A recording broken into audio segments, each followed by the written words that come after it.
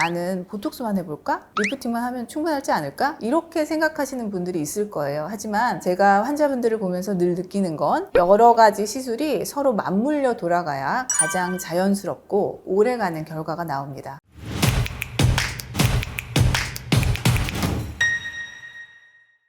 안녕하세요. 피부과 전문의 김세연입니다.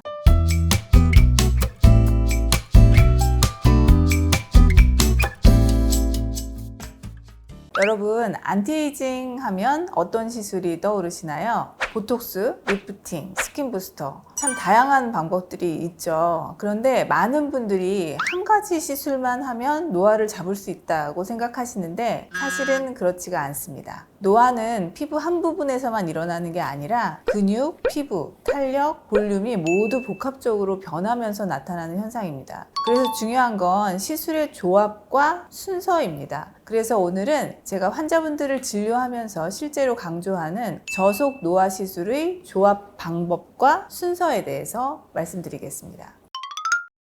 노화는 단순히 주름만 생기는 문제가 아니죠. 근육이 과도하게 움직여서 생기는 표정주름, 피부 탄력이 떨어지면서 처지는 문제, 그리고 피부 속 볼륨이 줄어들어서 꺼져 보이는 문제까지 한꺼번에 나타나게 됩니다. 이걸 단 하나의 시술로 해결하려고 하면 한계가 생기겠죠. 예를 들면 보톡스만 맞으면 주름은 펴지지만 탄력이나 피부 볼륨은 해결이 안 됩니다. 또 리프팅만 하게 되면 처짐은 개선이 되지만 미세한 주름이나 피부 볼륨은 그대로 남게 되죠. 그래서 마치 퍼즐을 맞추듯이 서로 다른 시술들을 조합해야 합니다. 각 시술이 보완적으로 작용하면서 훨씬 자연스럽고 오래가는 결과를 만들어주기 때문입니다. 두 번째로 중요한 건 시술의 순서입니다. 예를 들어서 근육의 움직임이 강한 분에게는 먼저 보톡스로 표정 근육을 안정시켜주는 게 우선입니다. 그 이후에 리프팅을 하게 되면 처진 피부를 더 효과적으로 당길 수가 있고 이후 스킨 부스터로 피부 회복을 도와주면 시너지가 배로 됩니다.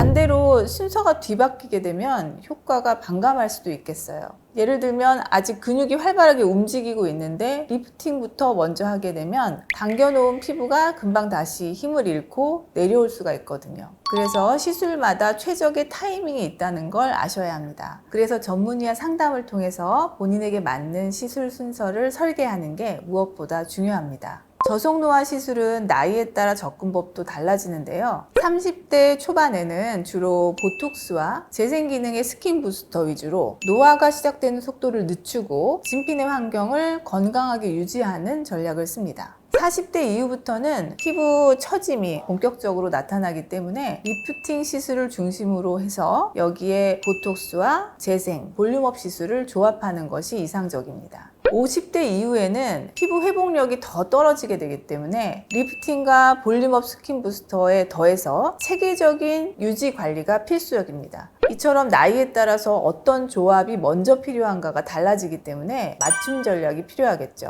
정리하자면 저속노화 시술의 핵심은 본인 상태에서 빠져있는 퍼즐을 찾아내서 조합하고 순서를 체계적으로 잡는 것입니다. 단순히 보톡스만, 리프팅만 하는 게 아니라 내 얼굴에 지금 뭐가 가장 시급한가를 따져보고 그 다음 단계에서는 또 어떤 시술이 이어져야 하는지를 체계적으로 설계해야 효과가 좋을 수 있습니다. 환자분이 내원하셨을 때 어려 보이고 싶어요 하고 오시거든요. 그럴 때 이제 환자가 갖고 있는 개개인의 상태가 다 다릅니다. 근데 주변 사람들이 어떤 시술을 받고 왔는데 너무 좋았다, 자기도 그걸 하고 싶다 하고 오시는 경우가 많아요. 그런데 그게 모두에게 해당되는 적합한 치료는 아닐 수 있기 때문에 가장 중요한 건 시술 전에 올바른 플래닝을 하는 거거든요. 그래서 그걸 제대로 하시려면 꼭 피부과 전문의와 자세한 상담을 통해서 먼저 계획을 짜고 그 다음에 시술을 하실 거를 권해드립니다.